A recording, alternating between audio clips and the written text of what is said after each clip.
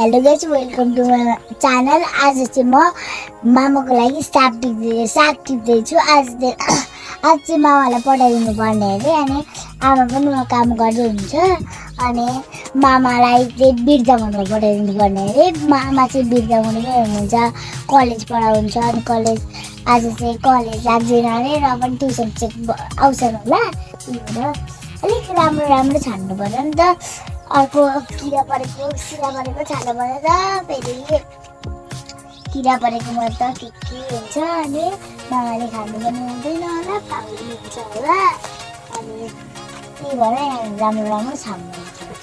यस्तो राम्रो छानेर मामालाई पठाइदिने। अनि सबै टिपेर चाहिँ प्याक गरिदिनु होला झोलामा। अनि आमाले प्याक गरिदिनुहुन्छ, म चाहिँ बाँधिदिन्छु अनि लानुहुन्छ होला। अर्को मामा चाहिँ आउनुभएको छ।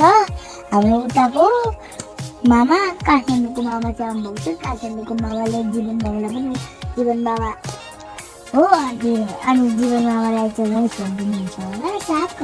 अनि मामालाई पनि अर्को सन्जित मामा हो कि त्यो मामा चाहिँ। अनि त्यो मामालाई पनि अब हालिदिनै पर्यो अलिकति, त्यसको लगिदिनुहुन्छ भनेर अलिक धेरै टिप्नु अरे साग चाहिँ। अनि मामालाई पनि धेरै चाहिन्छ होला राति बिहान।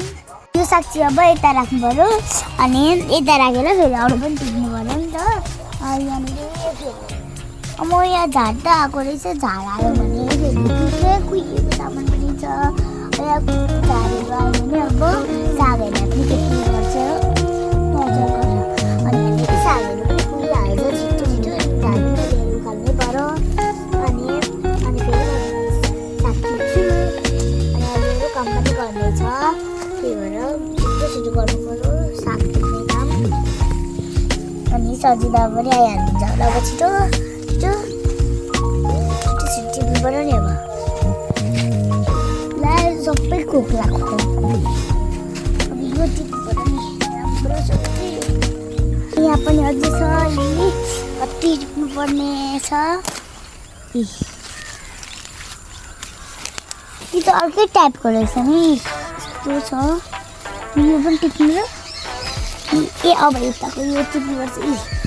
ठुलो छ भने यो भागबाट टिप्ने, सानो छ भने अलिक माथिबाटै टिप्नुपर्छ। साग चाहिँ यति भइसक्यो। अब यो फेरि यता राख्नुपर्छ।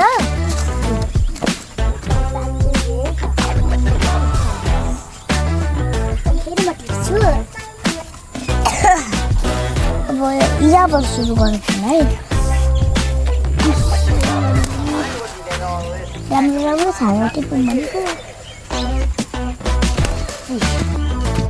यो सागलाई चाहिँ यताभन्दा यता चाहिँ राम्रो भएको रहेछ। यता धेरै मलहरू पुगेछ, यहाँ पानी पनि धेरै पुगेको रहेछ। यो साग त्यत्तिकै रोपेर हुँदैन, यसलाई मल हाल्नुपर्छ, पानी पुग्नुपर्छ, अनि को राम्रो हुन्छ। त्यत्तिकै साग रोपेर छोड्यो भने त कहाँ हुन्छ नि, कुहिएर जान्छ नि, अनि पैसाको नाश। अनि हामी चाहिँ प्रणामी हौँ, त्यही भएर हामीलाई साग दुधहरू नै मनपर्छ। यो साग अनि यो साग भनेको धेरै भन्दा शरीरलाई धेरै राम्रो पार्छ। त्यही भएर हामी चाहिँ अलिक बढीमा खान खोज्छौँ। अनि हाम्रो घरमा चाहिँ सागबारी धेरै छ।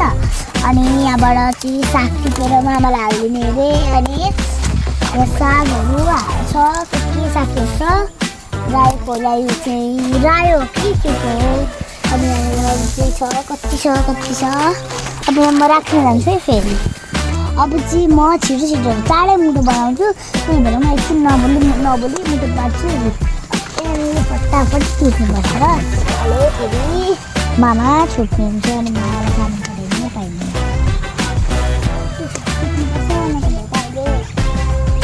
आमाले पनि कराउनुहुन्छ, मामालाई साग पठाइदिँदा पनि छुट छ।